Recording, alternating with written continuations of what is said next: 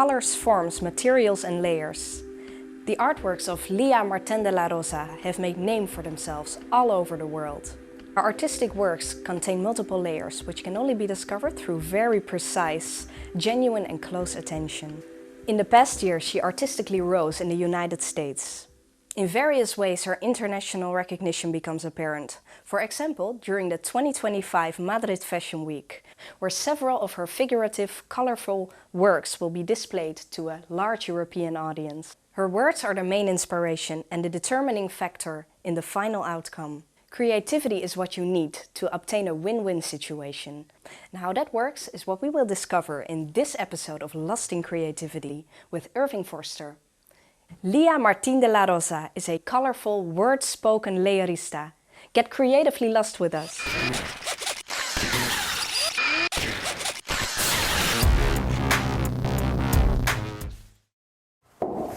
Welcome by Lost in Creativity, and we have a special guest today, and her name is Lía Martín de la Rosa. Correct. And I hope I pronounce it very classy. Sounds good. Sounds good. Okay. Thank you that you're in the video podcast of CREATIEF VERDWALEN. My pleasure to be here. So we are in Utrecht, and in your gallery, with on the background work which you made. Yeah. And okay, I always start with going back through the years, and when you was a child, your childhood. Yeah. Maybe you have some memory about an artwork or something which made impact on you. Can you remember? Yeah, not a specific artwork, but colors and every painting tool will seduce me a lot. I have those memories, like I'm Spanish, so when you're a child they give you plasticores. It's like almost like wax colors. Ah, okay. A kind of wax, and I always remember myself with this type of cases full of colors, like 36 colors, 48 colors, and for me it was the happiest moment in life. Yeah, having that and creating with that. That's what brings me memories, and colors were very inspiring, and yeah, painting. And okay, so the colors was actually in some way it was a starting point for you. Yeah. Because it came in, and when can you remember when you start working with these colors? Because first you have the colors, but it gives some way inspiration. And then you say, okay, maybe I can mix or do something with. Yeah, I love colors in all kinds of materials, because I remember also, now that we are talking about child memories, I will enjoy also taking this type of glass jars and fill them up with salt that was colored. I don't know if you guys do this here when you are children, but they give you like a kind of material that you can make powder color, like a pigment, and you mix the salt, or can be sand also, with the pigment and color the sand, and then you put it in the jar, creating color forms and layers, and I enjoy that a lot too. So you was playing a lot with colors in different materials. Different materials as well. Yeah, it didn't require paper.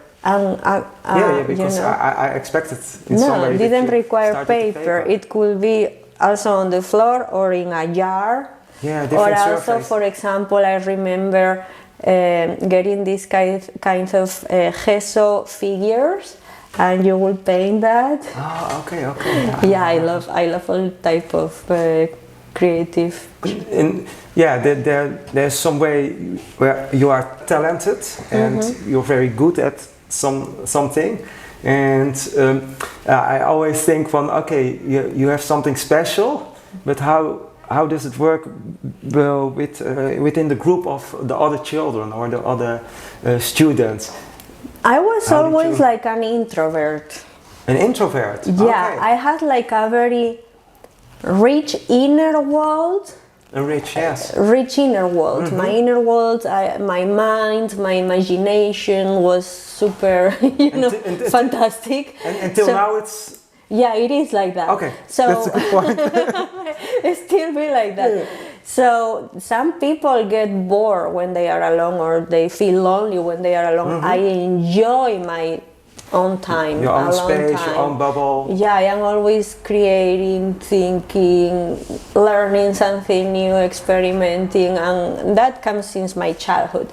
So I will go to the typical games because I was doing sports when I was in school, or birthdays from friends, or playing a little bit of sports when you're a child, you know, in free time. But I enjoyed a lot, a long time just creating, doing things. Oh, okay. Yeah. And you growing up in environments where your parents were in some way creative, or not at all? Or My mommy was a bit creative. She was like a writer, and she was a writer. Yeah, she would paint also. So she is the creative side. My daddy definitely not. No, he was a kind of more commercial and numbers, mathematic type of person.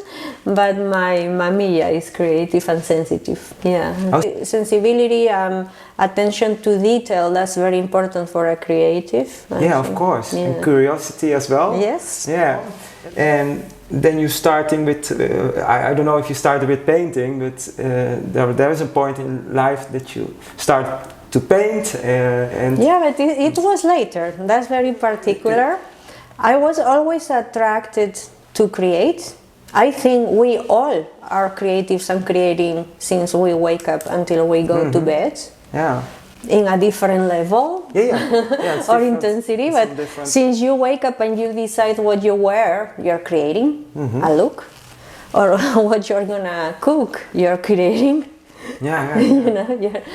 So I think, I was always having fun creating, attracted to music, attracted to writing, movie, screenplay, every type of creative matter was interesting for me. And then when I was a child, I was painting a lot. Yeah, okay. But I was raised not reinforcing like my skills. Like I was very insecure. I was very insecure. So I was creative, but I never thought I would be talented, or no one reinforced that. No, it's like, my parents, they were very absent. I was like with nannies and so I didn't, I lack a little bit that parenthood, like, hey, do this, you're really good. No, I never had that. So you grow a little bit insecure. So I was like very creative and enjoying that, but I never thought of me like, oh, I could make a career or something out of it. So, I was studying, and I was studying communication, journalism. Oh, that's very good combination, I think. Also, I did an MBA on TV companies, a specialist on TV companies. Something quite different from... Yeah, but I was seeking that path because that was constantly related to creatives. For me, it was like, communication, the media is all the time focused in artists. So I thought, maybe I cannot be an artist, or I am not an artist, but I would love to work around artists because I love to create. So I took that path, like, it's a creative world also. And when I was studying my MBA on TV companies, I was really bored about the finances side and the numbers side. Of course. What I had fun with was like, designing programs, formats, content. The technical stuff. All what is creative, of course. That was seducing me a lot. All the numbers, all the things, like more the handling of companies, MBAs, for me that was very boring. It's a quite different world. Yeah, in some way not, of course, but it's quite different world than the art world. But it has some but overlap. I started there. I had that, and I was just painting and drawing myself as pleasure for myself, but never thinking of a career, right? So I started doing that. Also, I started DJing. I was DJ. You was DJ even? Okay. Nice to know. I was DJ, actually paid DJ even. While working. But I think all these things in your walk of life, let's say it's a walk of life, every part you do some, you got some experience out of it, and that you can use it further in your life, isn't it? So. Yeah, and even when I was a DJ, I enjoyed also the visual part of it, designing looks, my logos, everything. Oh, you guys are all for yourself? Yeah. A little company. Well, it was not a company. For me, DJ was like not a career. Yeah, but I mean all the different parts that makes you a company. That makes you a company. Creating all that is where I have most fun. So yeah, I was doing that. Also, I started working within the media, with events, with artists.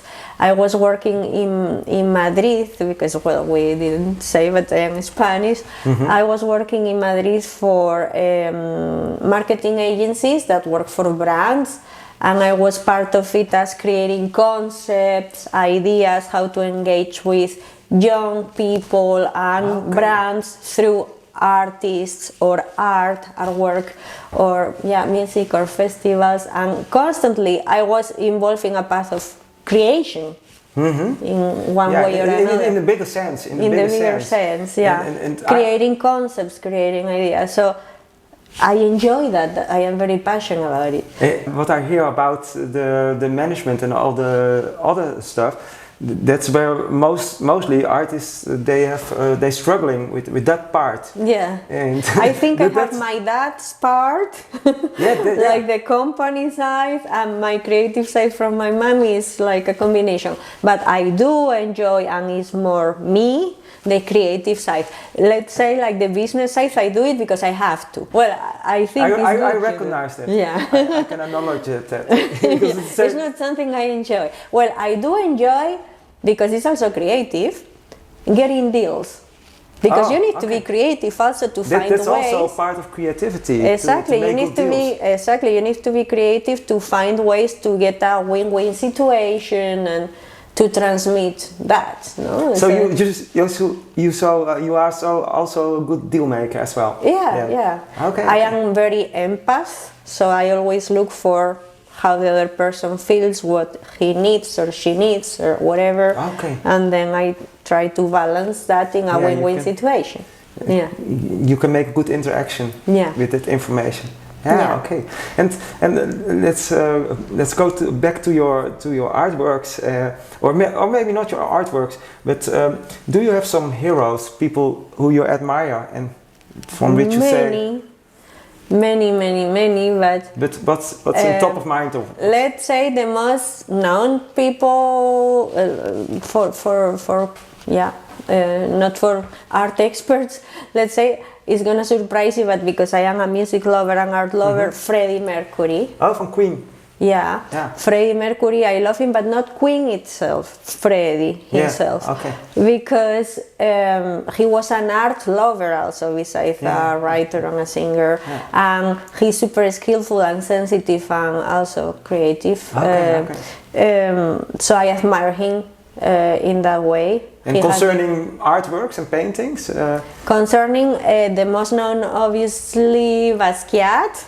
But then I have a mixture of like classic masters, old masters, and new. For example, Mansour is an artist from Latin America that is amazing. Luis Caballero, Jenny Saville from UK. There is a lot of people I love. Also, someone that express our inner child super good, Robert Nava. I love Robert Nava. He's very playful, very colorful. And you take some aspects into your work, or they are more inspirational for you, or how they?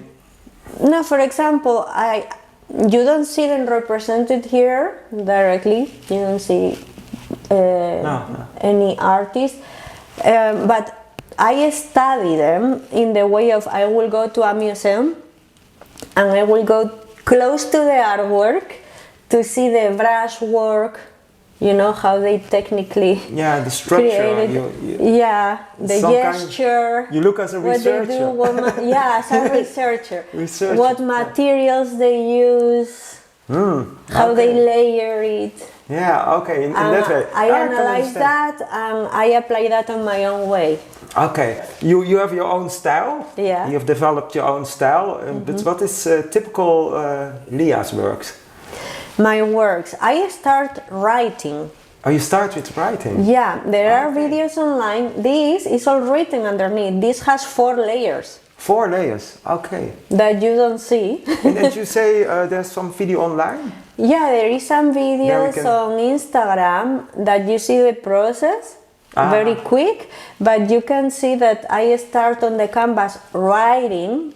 And it's about the artwork, the story that I am inspired on, and I start writing like messages or words, concepts that transmit me that story that I am creating, and then on top of that I think, okay, for this feeling what type of colors are good here, because it's about childhood. A boy and a girl, you can see that there are pink soft colors, pastels, blues, soft colors.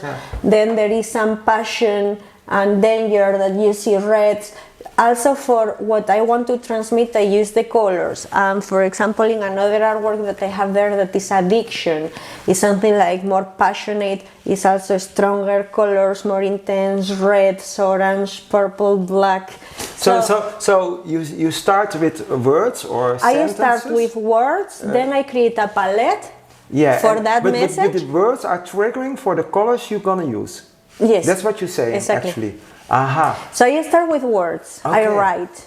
And actually, some people is like, can I see sketches of your works? My sketches is this. Oh, just write papers with a story. Yeah, because that's what I'm also curious about, because how artists work and where's the starting point? My starting point is this. Your starting point is writing. Emotions, reflections, because I don't paint random. Every single artwork is a personal experience, or almost therapy, putting my emotions out about something, or a reflection of something that happens to all of us, and I want to talk about it to connect with people. Yeah, but because the paintings, that's also part of history of yourself, or is history of yourself. Definitely. And I've seen a few paintings, I've seen your work, and then I see, okay, there are not only the layers with words, but also there's something depressing, if I may say it. There's something depressing underneath, or on the surface. It's not depressing, because always it has like a good end. No, okay, I reflect about the hard times, But I feel there's something depressing, there's emotion in it, but because of the colors, you receive it on a whole other way. And then you look for the second or the third time, then you discover, oh, is there a message? It's heavy. It's symbolic. And then, because before we start this interview, I was thinking, okay, I start with the childhood, but is there something happened in your life? This one is emotional neglect. Like a trauma. Yes, many things. We are precisely, this artwork is called emotional neglect, and that's my childhood. I was emotionally neglected. Actually, you said it already before, because you thought about my parents were, and I also missing the support. There is some neglecting of support. Oh, okay. Yeah, this talks especially all my childhood. This is my childhood. So if people look at your paintings, then they will see know my you life. They have all the phases of my life. But then they, in my artwork. Yeah, but actually they know you then better. Yes, definitely. It's very vulnerable for me. Because I see the whole story and I think, okay, It's a lot. It's a lot. There's happening a lot. There's actually, it's maybe I can some kind of brain scan. But then you have backwards, and you make a brain scan, and then you put it on the. Yeah. So my process is like, okay, I start writing. I select a palette for those emotions because color has emotion and meaning also. And after I go a la prima. La prima means I start doing the composition on the go. I don't sketch. I use, okay, this word, how I transmit this story, and I start putting elements, but every single detail and element has meaning. It's not random. Nothing is random in the artworks. No, a lot of elements sometimes has even double meaning. So you were talking about that nothing is random, actually what you see here? Everything that I place there is transmitting my message through an image that I do a la prima, like just improvise and express myself with symbols or with things related. And every single piece has also double meaning, and both meanings apply to my story. I play a lot with double meaning in symbols. And is it important that the people understand all the things, or no? That's just to myself. It's for yourself. That's to myself. Yeah, it's a nice way. Yeah. Yeah. Also, for example, when I write underneath, it's to myself because you are not seeing it. Yeah. People don't know unless you see it on a video that there are something underneath. Well, you can see some words, but the entire canvas is written. Yeah. It's all written. right. Sometimes I let something go through that you can read or you can guess, also to create that curiosity to the viewer, like what's it saying here, what that means, to create that, to trigger that. So actually you could say on your website, or you can say something from, if you want to know me, look at my paintings. Yeah, definitely, it's all my life there. All my life. All your life. Yeah, it's like a diary. This one is my childhood only, but each painting is related to me. It's a phase. Yeah, period but of course it's not all self-generated. What I try, this is a very specific childhood, but there are many people that can relate to because their parents were less present, or they working or divorced or whatever. So it's that connection, no, with the person. Or when you move abroad, for example, and you are an expat or an immigrant, also that feeling, many people can relate to that one, that is belongingness. Yeah. Belongingness, and that need to belong somewhere, but it's difficult to find it when you are an immigrant. So all these things you have experienced. Yeah, of course. By life. But I try to create that story about my experience, trying to make it relatable to others. Yeah, interesting. That they connect with it. Okay. Not too personal, only my story. Yeah. I can imagine that you're working on a painting or artwork, and you get caught by the flow. You get in a flow. Can you describe how it feels when you're in a flow? It's like a tunnel of focus. It's like, I am in a different level, in a wave. I don't know how to explain. Your brain has different parts? Yeah, indeed. It's in a level of, I am not in the room. It's just in my head and focus what I am doing. And I love that. I can achieve that only being alone. I cannot do it with people in front. Some people is like, I would love to see you paint. Oh, okay. I can do it, but I am not in that level of focus and involvement. Yeah, you can be distracted. Yeah, because I enter in my world and in my emotions. Yeah. So I am expressing, I connect on my memories. So I am from inwards and on the canvas. So it's a connection. It's a very personal moment. Actually, you do something with channeling. You're channeling. I'm channeling. It's almost therapy. It's like reflecting about that, but then I start with, okay, I am aware that I had this situation, but I did this because of this, that, and then this is the, so, and that goes on the canvas. So it's psychology roadmap in some way. If you're working on a painting and okay, nothing is random, and you build it up with words. I think when do you decide, okay, this painting is finished? When I feel fulfilled with it. Okay. That is on the go. It's not like, it's different when you're making a portrait, because it's like, okay, it's finished when it's finished. Now the portrait is looking good. But here you could keep putting layers or more and what is elements. For instance, what is the finish? Maybe you can remember what was the finishing point of the last part of this painting. Can you remember? The last part of this painting was thing with here. the pencil. Oh, okay. Why? Because I start here in a very dark moment, and then I saw the light and I found a way out. And this is a step up. Yeah, this is my way out. Actually, you're going up. Yeah, I see the yeah, but I see the aeroplane as well. Yeah. He's going up. Okay. Yeah. Interesting. Because normally I try to catch your thing, how you work and how you think, and I think, okay, maybe people end in the right corner because depending of the emotion.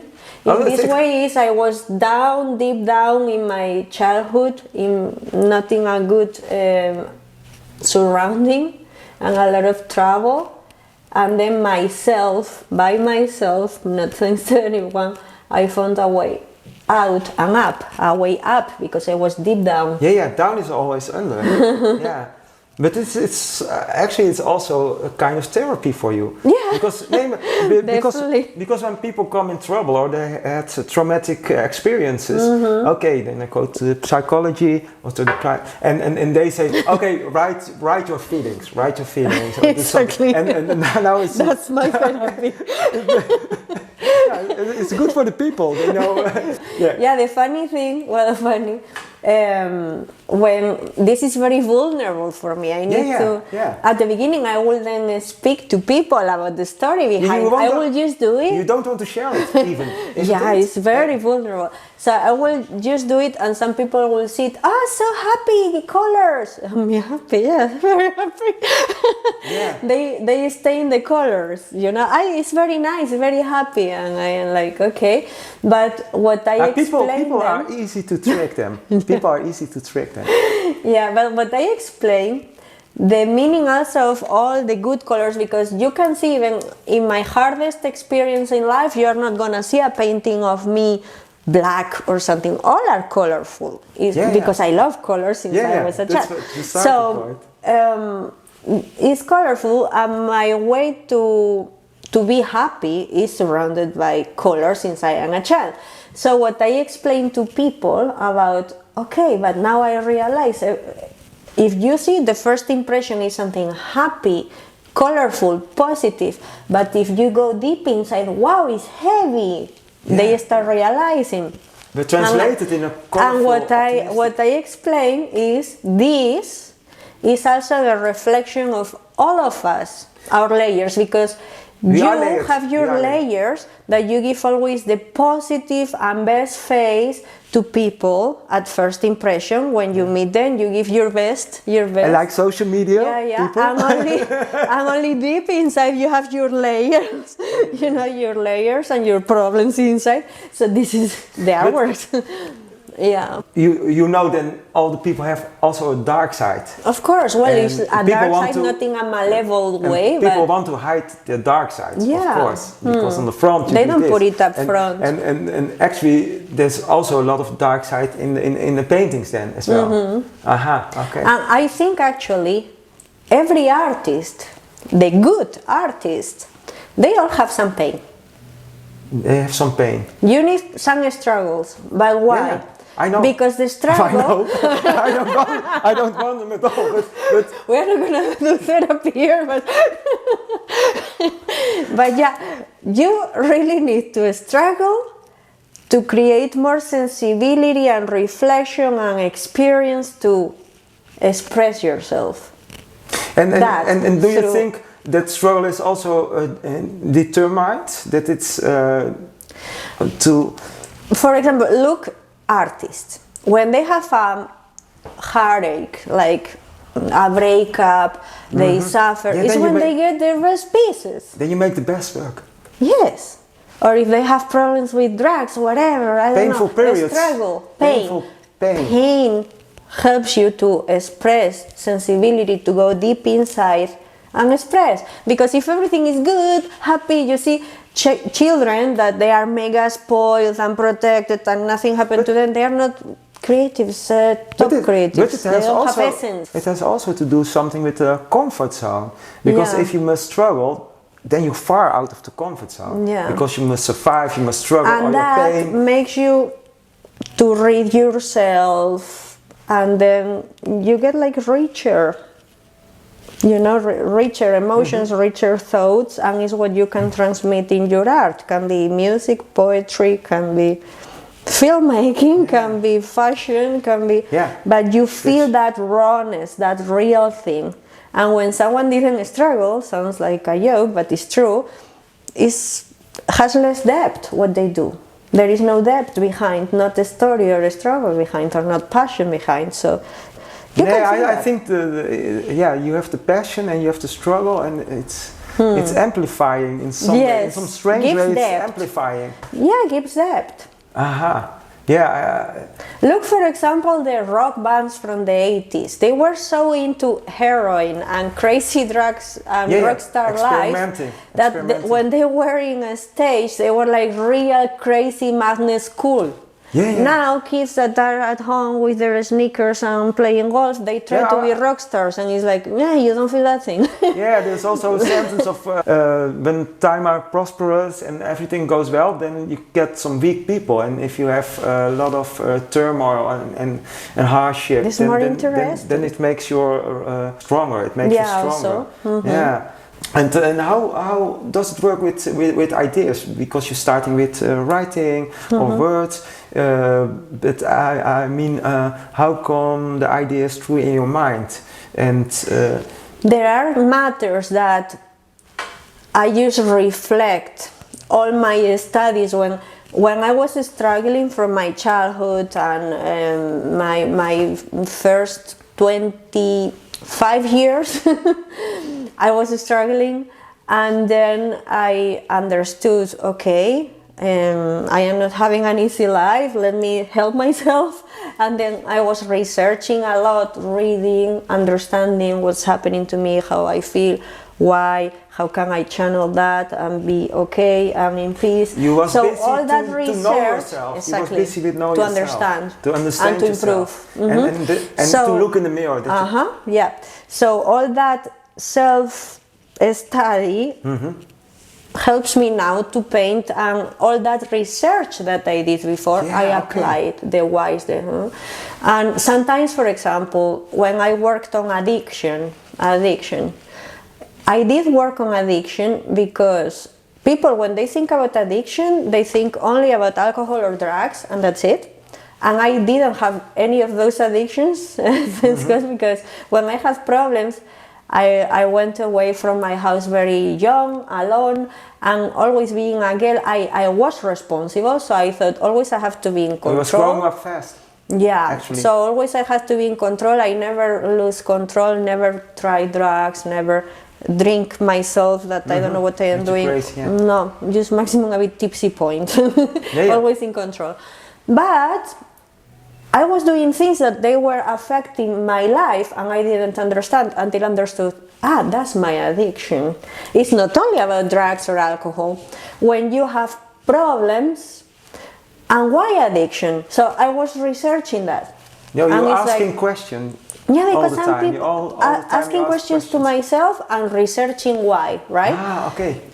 So I found out about Gabor Mate, that is a great interesting man that was talking about addiction and was very interesting to me. I learned about it, and it's like people judge people with addictions always, and it's very sad because they shouldn't judge addiction. They should ask why addiction, and addiction happens because pain. Of course. Pain, any type of pain. Addictions are soothing pain, temporary, but then it's a vicious circle, you know, it's soothing pain.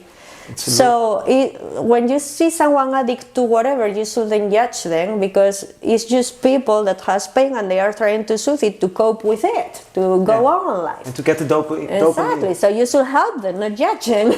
Yeah, exactly, that dopamine is the soothing pain, right? Dopamine is the driver. Yeah, so I was wondering, okay, I do a lot of things that are not good for my life. Why and how I can improve it? And then I realized, okay, I am an addict. To what I am an addict? Massive shopping, for example. I was a massive shopper of accumulating things. You're still welcome, eh? You're still welcome. But why? Was my soothing? Was my drug? Like, because that boost of dopamine that you get when you get something new, but after I am full of things. It's short-term effect. Goes away, and you are even struggling with so many stuff and throwing money and that made me feel bad also. But yeah, that was an addiction. At the end, it makes you feel addiction. Too bad. Like social media these days. Exactly. And when you're on the social media, you get every time you get a dopamine shot, dopamine shot. Mm-hmm. But at the end of the day, I don't feel. Doesn't help you. So I was trying to understand what were my addictions. One was shopping. Another, in a period of my life when I was younger, now things got not, sex addiction also. Okay. And I understood. I was like, why? Because I am very classic. It's not like I will take a nightstands or something, but I needed that, and I understood that was because I was lacking love. Again, the childhood. Yeah. It's again the childhood. I was lacking that, and then I was searching it into body contact. That doesn't help at all. No. But you know, it's small. So that helped me to correct it also. So I made this painting that is called Addiction, with a lot of research and writing the why you have addictions and how you feel about it. Writing all that, and then I made it about all the addictions. Can be addiction to attention, to being famous. So if you can read the painting very well, then you have also the solution in it. Yeah. Or is there? The balance. There is a solution as well. Yeah, the balance. The balance. The solution is to balance yourself. Yes, with everything. You need to cope with it. We all go through life and have some experiences, good and bad, and you have to understand what is happening, what is affecting you, and how to counteract that to be good. But normally you don't get that until your 30s, 40s. At the beginning you are a bit lost. Yeah. Mm-hmm. Yeah, you're asking yourself the good questions. Through questions, you're searching the answers, and now, okay, before I came here, I saw only paintings, and now, now we're talking, we unpack all the layers of it, we unpack all the layers by layer by layer. Yes. At the end, what means success for you? Success is... Can you describe it? Yeah. Do you mean for me, not for people in general, right? Because I see a lot of people with wrong... For you as artist. For me, success as an artist is that I am able to express myself. Yeah. And I can keep doing it. That's success. That's success. And freedom. Yeah. And freedom that I well. can keep doing it. I'm free to do it. That for me is success. Because there is some people that if you as an artist thinking success in a monetary way or fame, then you are not thinking about the art itself or the way of express your feelings or your message. You are thinking about business.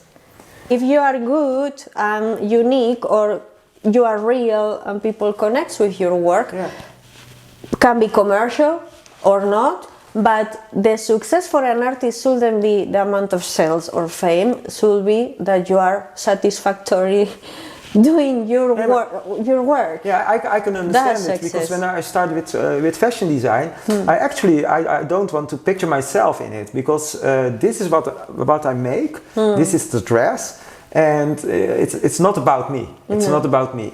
I've made this dress, and later on I think maybe it's a bit wiser that they see somebody behind, and then it turns around, and then the next step is, okay, do you want to be famous? Yes, no, in the way for your product or for what you make. Yeah. In that order. Yeah. Not fame for. On that way, I don't have that ego. For example, I am in the music industry and art. A lot of egos. For 23 years. I am manager of artists myself. Yeah. In the music industry, international music industry, we tour in Asia and America, artists that they play Tomorrowland or Ultra Miami or EDC Las Vegas. Yeah. Famous, successful artist, and I am the manager. I will never, ever want to be on the spotlight. No, I don't have that ego. I am an introvert. Yeah. So for me, but on the other hand, the ego is also a driver, isn't it? You learn. In some ways, ego also a driver. When I was younger, in those times of struggle, I had a huge, ugly ego. When I was in my early 20s, huge, ugly ego. Now I look back and I am ashamed of myself. I don't want to see you in that time, actually. No, ego. No. If your ego is the driver, it's wrong. No, in another way, you want to be seen. That's wrong. But you're. We are talking about art, or we are talking about attention. Attention. Fame is need for attention, is need for recognition. That's ego. It's not art. Yeah. But everybody has an ego. You need to deal with it. Okay, then we don't go to the bigger questions. Yeah, but why I am telling you that? My experience, not only as an artist, but as manager of many different artists from the music industry and the visual art, okay? If you have an ego, that is gonna impact your career, okay? Why? Because if you are a real artist, why real artists create? For the love of creating, right? That has to be started by that. Because if you have some person that is a wannabe, no, I want to be famous, I'm going to be a singer without a tune. Then that's not a real artist. And that translates. You see, it's not real. It's not someone just expressing themselves and creating. It's, hey, I want to be famous. I want to be famous. I am here, rockstar, Instagram, selfie, media. That's not art. We are talking here about creative minds, real art. The real artist is someone that for the love and passion of art, of creating, of expressing in their private environment, their private cave, studio, no one sees them, they are alone, you are in your bubble, in your tunnel, in that wave, in your brain, that's a real artist, you are creating. Then what happens with that creation is another part. Yeah, but your ego shouldn't interfere in your creation. Why? Because if you want to be famous, I am sure, an example in your world, a fashion designer. If you start for passion of designing your crazy creations, you will create something that you put it on the catwalk and wow, bam, super original. Okay, yeah, but people doesn't dress that on the street. I cannot make a living out of it. Okay, I'm gonna make a line that is commercial, that is safe, that sells. Is that your passion? No, it's your mind to make money. That's not art. No. So one thing is business, ego is business. Ego shouldn't interfere in art, the process of creating, because then it's not real art, it's interfering. And happens with many artists also.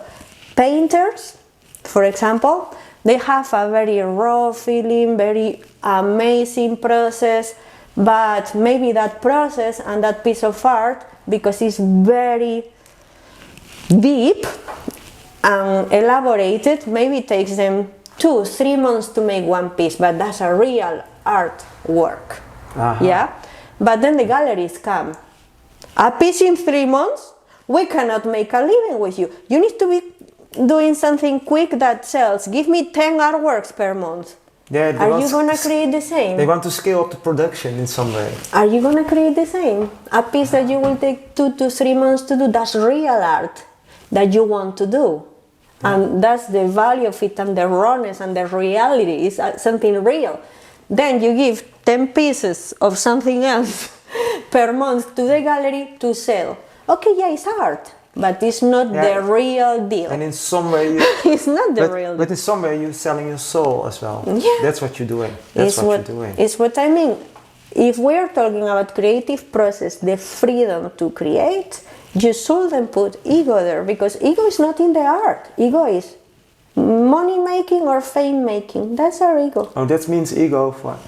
Yeah, I'm not sure, because we have an ego, but yeah, but what I tell, it's also something that keeps you driving or keeps you going, but not in the But that's passion. Yeah, actually, it's passion. It's passion. What keeps you going is passion.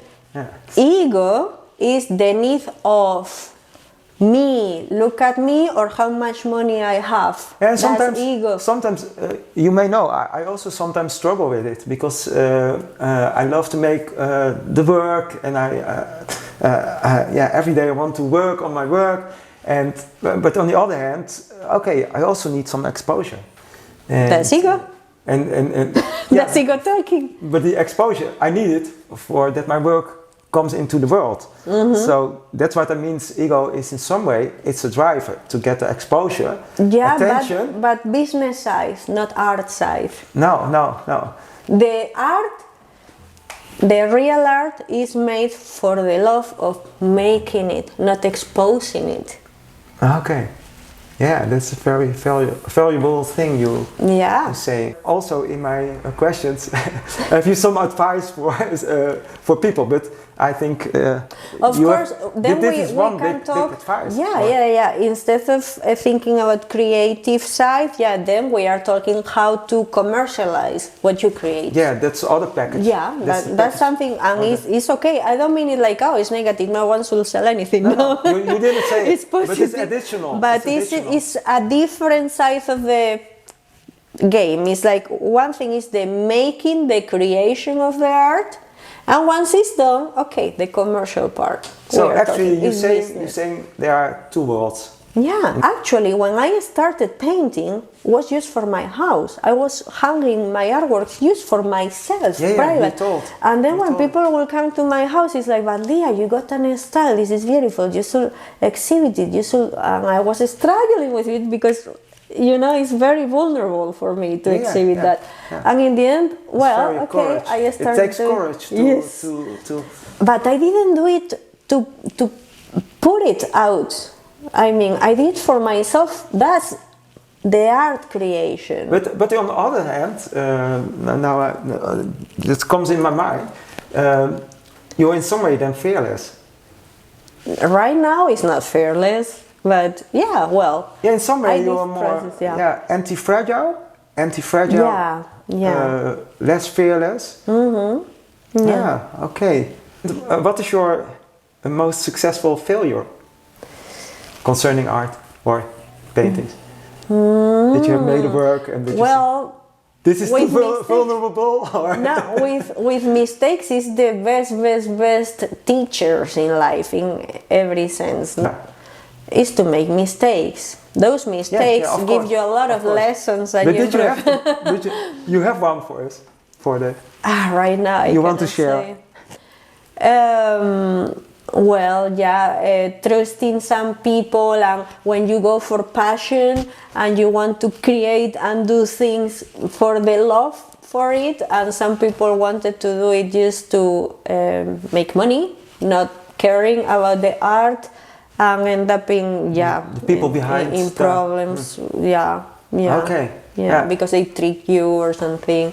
You learn from that, but Just I learned to protect myself with contracts and who you work with. Yeah, that have you learned in the you learn with the struggles, of course. Yeah. And so you the business side, that's a strong side, because then you know how it works actually in the art world, because every world has some rules. Yeah. And I have also a question.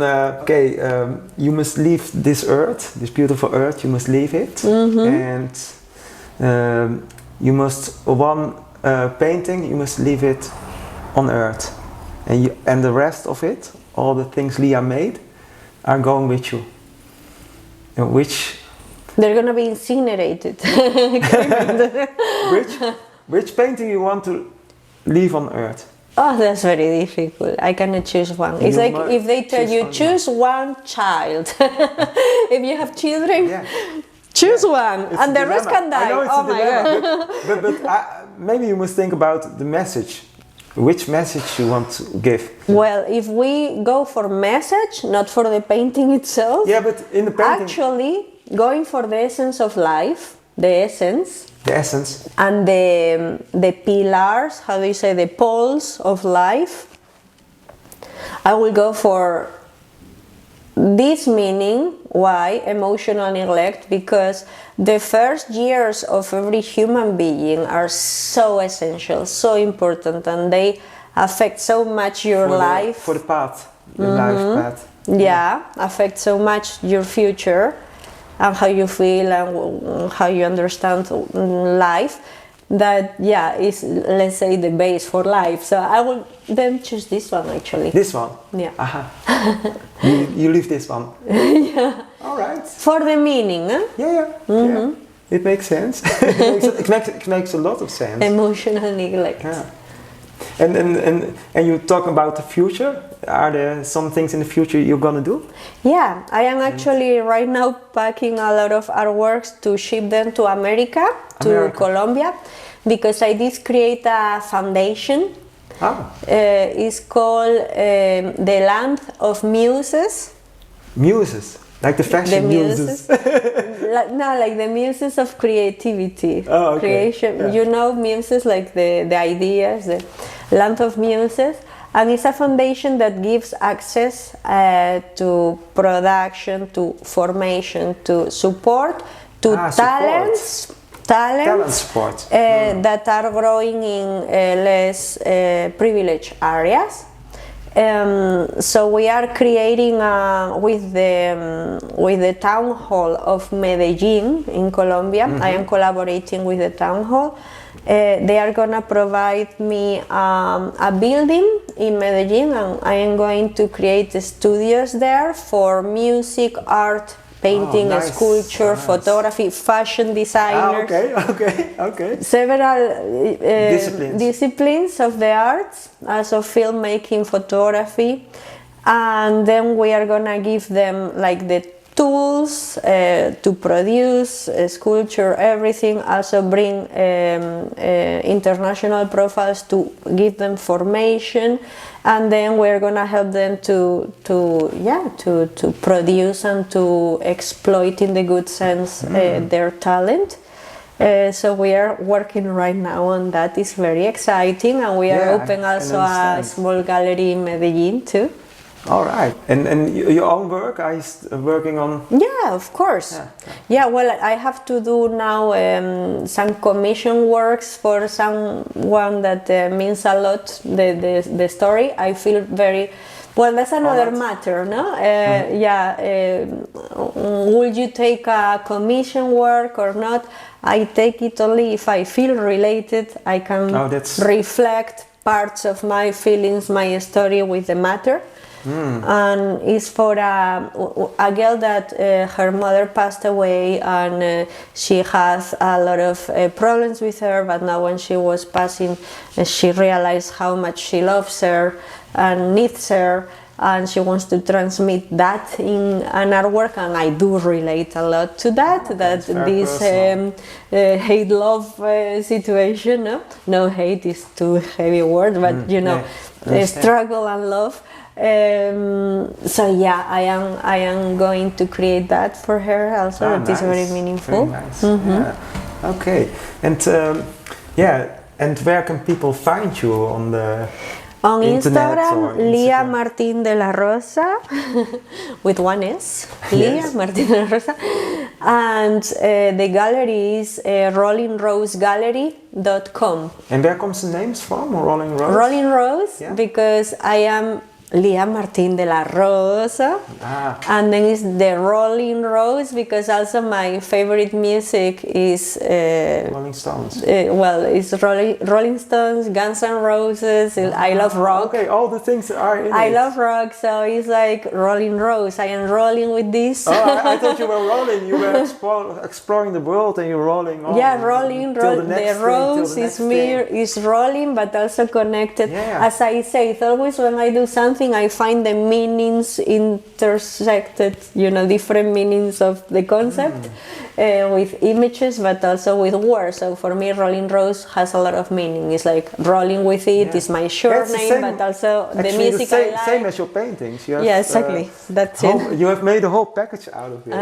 Okay. Last, we have also the menu of creativity. Okay. I say one word, and I say two words, and you may choose which one you prefer. Okay. Vulnerability or robust? Vulnerable. You need to be real. I expected it. Yeah. And abstract or figurative? Figurative. And complexity or simplicity? That depends. or maybe, what's your starting point? Maybe. Let's say complexity. I am not minimalistic. No, not at all. It's not over here as well. And then the perfection of experiment. Experiment. Yeah. For sure. For sure. And which form? A square or a circle? Circle. A circle. A book or a movie? A book. Because your imagination creates the movie in the nicest way for you. And what's the last book you had? Well, right now I am more in research, so it's more technical. Still in research. Yeah, the other matters. So it's more technical. It's about arts, but it's more technical. Oh, okay. Okay. And chaos or peace? I wish peace, but there is a lot of chaos in my life. You wish peace? I wish peace. Is there still a storm? Is there still a storm in your life? Not a storm in an emotional way, but very busy. Chaos in that way. Because I think you have overcome a lot of storms already.